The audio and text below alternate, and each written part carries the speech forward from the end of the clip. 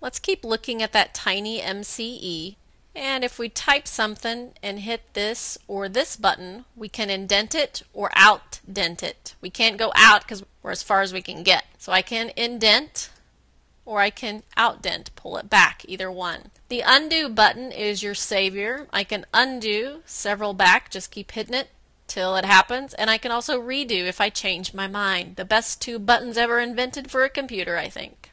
The next item over is if I select something, I can insert or edit the link that's already there if I have a link.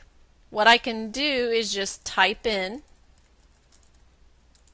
the link that I want to use. If there's an anchor involved, I can select that. I can open it in a different window, or I can let it open it up within the window we're at. The title of the class, if I want pop-ups, events, there's all kinds of extra stuff you can add there. But that makes a very basic link, and people can click on it. If I need to break it, I can do that. Now right here is an anchor.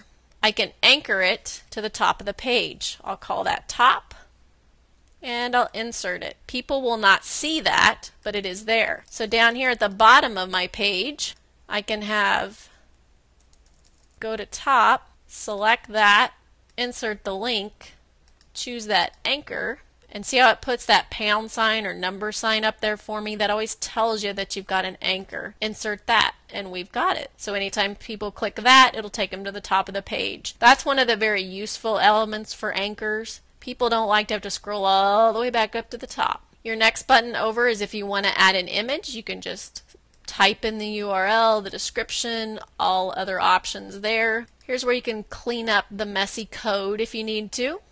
If we want to edit the HTML source, here's your find option. You just click that. You can find specific items within the article if you need to. Find and replace. And of course, here's the date, the time, if you want to add the emoticons. The next item over, if we want to embed some media, we can do that. Remember, we can add the flash items, shockwave, etc. Right here, we can't change the direction yet because we don't have the specific items that we need to, but we can have that option when we're ready for it. We can insert a new layer if we want to within the document. Now you'll see that these options are now available because we put that layer in there. If we need to move something forward or backward, if we have things layered and we want one item on top of the other, that's where you're going to utilize those buttons. Here's if you want to toggle the absolute position. And of course, last but not least, your coloring. Everybody loves to change the colors, so that's your option there. Alright, in the next movie we'll take a look at that last bar within our editor.